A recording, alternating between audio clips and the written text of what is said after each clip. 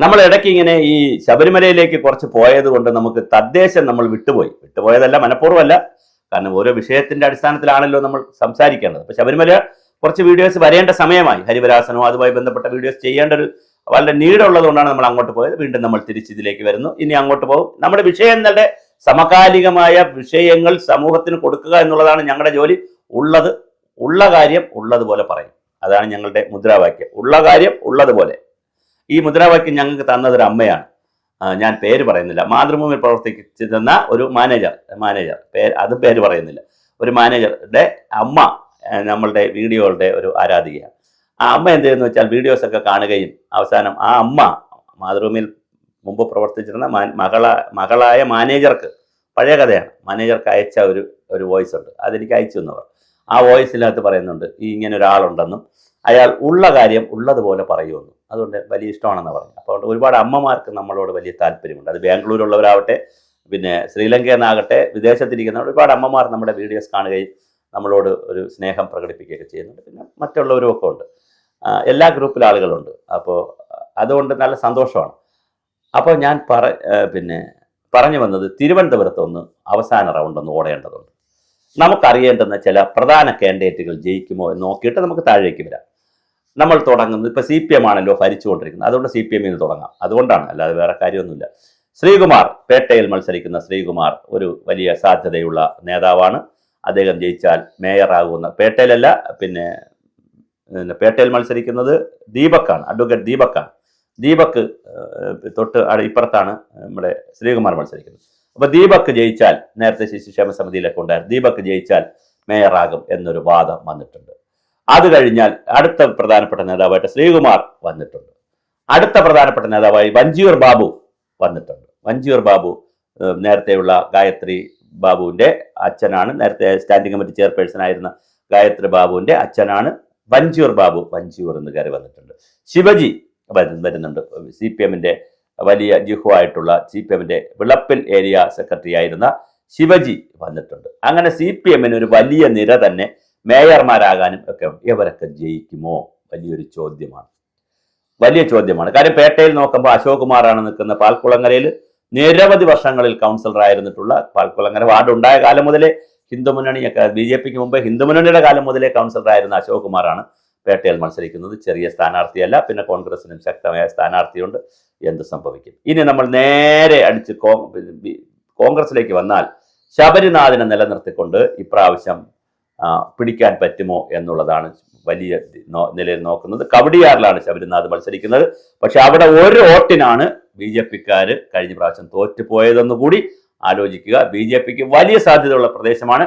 മാത്രമല്ല, ശാസ്തമംഗലം വാർഡിലെ മധുസൂദനൻ നായർ എന്ന ഏറ്റവും ജനകീയനായിട്ടുള്ള ഒരു നേതാവിനെയാണ് കവടിയാറിൽ ഇദ്ദേഹത്തെ, ശബരിനാഥിനെ പിടിക്കാനായിട്ട് കോൺഗ്രസ് വച്ചിരിക്കുന്നത്. അതുകൊണ്ട് അത് എന്ത് സംഭവിക്കുമെന്ന് നമുക്കറിയില്ല. അവിടെ മധുസൂദനൻ നായരും പ്രധാന കാൻഡിഡേറ്റാണ് BJPയുടെ.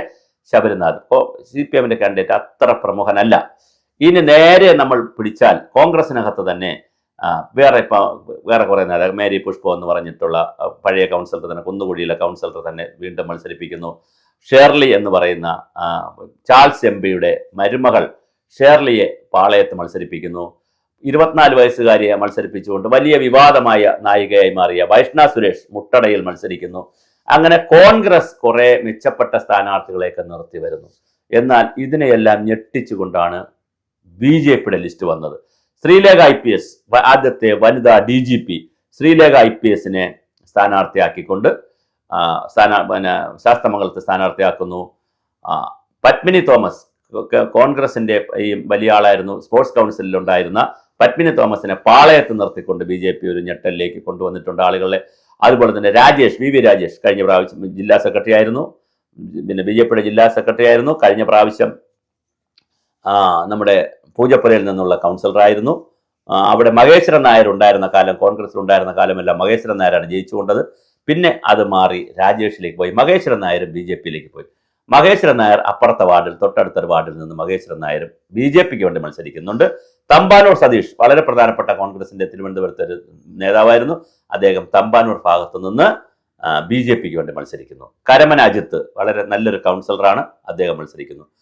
പിന്നെ പാപ്പനംകോട് ഗോപൻ അവിടെ നിന്ന് മത്സരിക്കുന്നു. ആശാനാഥ് വളരെ പ്രധാനപ്പെട്ട ഒരു നേതാവാണ്, ഒരു ഇതാണ്, വനിതാ നേതാവാണ്, ഒരു യുവ തുർക്കി എന്നൊക്കെ പറഞ്ഞ് പിന്നെ സിംഹം എന്നൊക്കെ പറഞ്ഞ് വളർത്തിക്കൊണ്ട് വരികയാണ്. ഇനി പുലി എന്നൊക്കെ എപ്പോഴാണ് എലിയാവുന്ന അറിയില്ല, ശോഭാ സുരേന്ദ്രന്റെ കഥ ഇവിടെ കിടപ്പുണ്ട്. എന്നാലും അങ്ങനെ വളർത്തിക്കൊണ്ടുവരുന്ന ആശാനാഥുണ്ട്.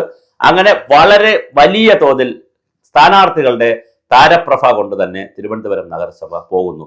ഇനി ആര് പിടിക്കും എന്നുള്ളതാണ് ഞങ്ങളെ സംബന്ധിച്ചിടത്തോളം. ഞങ്ങൾ ലാസ്റ്റ് ലാപ്പിലേക്ക് ഇനിയും ഒരു ഘട്ടം കൂടി പോകേണ്ടതുണ്ട്. കാരണം പ്രചരണത്തിന്റെ അവസാന ഘട്ടത്തിലേക്കാണ് പോകുന്നത്. ഇപ്പോൾ എത്തി നിൽക്കുന്നത് ശബരിമല വിഷയം ഒന്ന് ഡൗൺ ആയിട്ടുണ്ട്. രാഹുൽ മാങ്കൂട്ടത്തിൽ ഒന്ന് കയറി വന്നിട്ടുണ്ട് ഗ്രാഫ്. പക്ഷേ രാഹുൽ മാങ്കൂട്ടം കോടതിയിൽ പോയി സറണ്ടർ ചെയ്തതോടുകൂടി വക്കീൽ പിന്നെ ശാസ്തമംഗല അജിത്ത് കൊണ്ട് കേസ് കൊടുത്ത് അത് അങ്ങോട്ട് പോയതോടുകൂടി അതൊന്ന് തണുക്കുന്നുണ്ട്. ഇനിയിപ്പം രാഹുൽ മാങ്കൂട്ടത്തിൽ തന്നെ സമ്മതിക്കുന്നു, ഞാൻ ഗർഭമുണ്ട്, നേരായ ഗർഭമാണ്, അവിഹിതമല്ല. മറ്റേ സ്ത്രീ പറയുന്നു അവിഹിതമാണ്. അങ്ങനെ അതെന്തായാലും അവർ സെറ്റായി. ഇനിയിപ്പോൾ കോടതി തീരുമാനിക്കുന്ന നിലയിലേക്കുള്ള കാര്യങ്ങൾ കോടതിയിൽ ഡിജിറ്റൽ തെളിവുകളൊക്കെ മുദ്ര വെച്ച കവറിൽ രാഹുൽ മാങ്കൂട്ടത്തിൽ കൊടുത്തിട്ടുണ്ട്. അപ്പോൾ അത് ആ വഴിക്ക് അങ്ങ് നീങ്ങും. അപ്പോൾ ഈ വീണ്ടും ശബരിമല കയറി വരും. ഇനി ശബരിമലയുടെ അറസ്റ്റ് വല്ലതും നടക്കുകയാണെങ്കിൽ, അല്ലെങ്കിൽ കടകംപള്ളി സുരേന്ദ്രനെയോ അല്ലെങ്കിൽ മറ്റാരെങ്കിലോ ചോദ്യം ചെയ്യലോ ജയറാമിനെ ചോദ്യം ചെയ്യലോ ഒക്കെ വന്ന് അടുത്ത ഹൈപ്പിലേക്ക് വരികയാണെങ്കിൽ വീണ്ടും ആ വിഷയം കയറി വരും. പക്ഷേ ഡിസംബർ 14 വരെ, 14-ാം തീയതിയാണ് റിസൾട്ട് വരുന്നത്, 14 വരെ ഭരണകക്ഷിയിലുള്ള ആളുകളെ വലുതായിട്ട് ശബരിമല കേസിൽ ചോദ്യം ചെയ്യാൻ സാധ്യതയില്ല. കാരണം ഡിസംബർ 3-ന് റിപ്പോർട്ട് കൊടുക്കണം, അത് കോടതി വിശകലനം ചെയ്യണം. അപ്പൊ സമയം കിട്ടും, കുറച്ച് സമയം SITക്ക് കിട്ടും. അവരതുകൊണ്ട് തന്നെ ഒന്ന് താളം ചവിട്ടാൻ സാധ്യതയുണ്ട്. പക്ഷെ പഞ്ചായത്ത് തെരഞ്ഞെടുപ്പ് കഴിഞ്ഞാൽ അവരുടെ സ്വഭാവവും മുഖവും മാറും. ഹൈക്കോടതി എന്ത് പറയുന്നു എന്നറിയത്തില്ല. അപ്പോൾ ഇതൊക്കെ വെച്ച് നോക്കുമ്പോൾ തിരുവനന്തപുരം കോർപ്പറേഷൻ ജയിച്ചു കഴിഞ്ഞാൽ, BJP ജയിച്ചാൽ 45 ദിവസത്തിനകം നരേന്ദ്രമോദി വന്ന് ഇവിടെ ഒരു മാസ്റ്റർ പ്ലാൻ അംഗീകരിക്കും, അല്ലെങ്കിൽ പ്രസന്റ് ചെയ്യും. തിരുവനന്തപുരം നഗരം എങ്ങനെയാണ് മാറേണ്ടതെന്ന് പ്രസിദ്ധീകരിക്കും എന്നാണ് BJPയുടെ രാജീവ് ചന്ദ്രശേഖരും VV രാജേഷും ഒക്കെ പ്രചരിപ്പിക്കുന്നത്. പ്രചണ്ഡമായ പ്രചരണം അങ്ങോട്ട് വരുന്നതേ ഉള്ളൂ. വലിയ ശബ്ദ കോലാഹലങ്ങളായിട്ടില്ല തിരുവനന്തപുരത്ത്, പക്ഷെ ആകും എന്നാണ് മനസ്സിലാക്കുന്നത്. കാരണം വാഹനങ്ങളൊക്കെ ഞാനിപ്പോൾ ഈ സംസാരിക്കുമ്പോഴും അനൗൺസ്മെന്റ് വാഹന റോഡിൽ കൂടെ പോകുന്നുണ്ട് പല പാർട്ടികളുടെയും. അപ്പോൾ അങ്ങനെ വരുന്നുണ്ട്. എന്തായാലും തിരുവനന്തപുരം ഒരു തൂക്ക് സഭയിലേക്ക് പോകുമോ?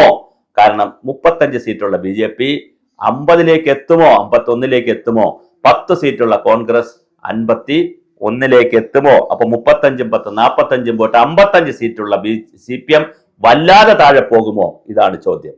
അപ്പോൾ ഇങ്ങനെ വല്ലാതെ, അതോ BJP ഈ പറയുന്ന ഹൈപ്പും മോഡി വരും എന്നൊക്കെ പറയുന്ന ആ വലിയൊരു ബഹളം ഉണ്ടാക്കുന്ന രാജീവ് ചന്ദ്രശേഖറും ഒക്കെ വന്ന് കൊള്ളാം എന്നൊക്കെ പറഞ്ഞതുകൊണ്ട് മൊത്തം ജനത എന്നാൽ ഒരു പ്രാവശ്യം BJP ഇരിക്കട്ടെ, ഇത്രയും പ്രാവശ്യം CPM ആണല്ലോ ഭരിച്ചതെന്ന് പറഞ്ഞ് ഉൾട്ടയടിക്കുമോ? അതോ ശ്രീലേഖ IPSനെ അവിടെ നിൽക്കുന്ന ചെറുപ്പക്കാരിയായ IT രംഗത്ത് വന്നിട്ടുള്ള ചെറുപ്പക്കാരി ആയ CPM-കാരി ശാസ്തമംഗലത്ത് അടിക്കുമോ? അതോ കോൺഗ്രസ് അടിക്കുമോ? ആരാണ് തിരുവനന്തപുരത്ത് അടിക്കുക എന്നുള്ളത് പറയാൻ ഇനിയും ചെറിയ ദിവസങ്ങൾ കൂടിയുണ്ട്. നമ്മൾ ലേറ്റസ്റ്റ് വിശേഷങ്ങളാണ് ഇപ്പോൾ അടിക്കുന്നത്. ഇപ്പോഴും ഒരു അനിശ്ചിതത്വമുണ്ട്. നമുക്കത് ക്രിസ്റ്റൽ ക്ലിയറായി വരുന്ന ദിവസങ്ങളിൽ നോക്കാം.